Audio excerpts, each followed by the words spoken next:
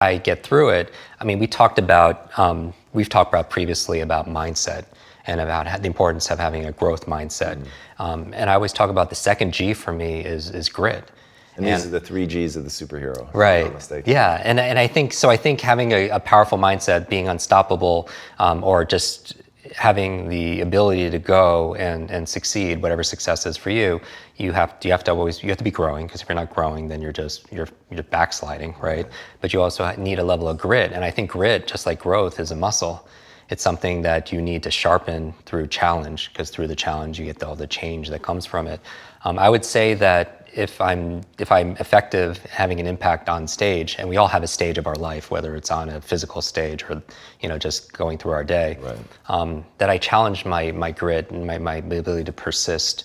I feel like that the most successful people on the planet that having the level of impact that they want to have to go through challenges, and it's just like the hero's journey that we've talked about many times. And so how I get myself through it, I monitor my self-talk, because I think that's important. I feel like with a name like Kwik, you have to be a runner, right? And so I had to be a runner back in school, and to be careful getting speeding tickets and everything else like that. But I remember I was reading a book years ago on preparing for a marathon, and one of the chapters, again, was on the psychology of it, and it said this verbatim, because I'm the memory expert.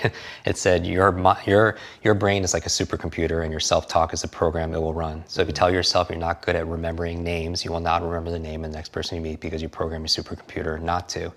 And I always tell people that, and now I don't think the brain is like a supercomputer. I think it's a weak metaphor for what it is, because this is like a living computer that could do so much more and has different capabilities. But I would say that your self-talk is important, and it is the program that we will run. And I always tell people to keep it positive, keep it empowering, because your mind is always eavesdropping on your self-talk, right? And you have to be careful what you say to yourself, because it's this unconscious command. So I would be very careful, like when I get nervous, or I feel like I think some of the most successful people live at the edge of their limits, and they play there also as well. And so whenever I feel in my nervous system, I feel like I can't do it, then I feel like I really must do it.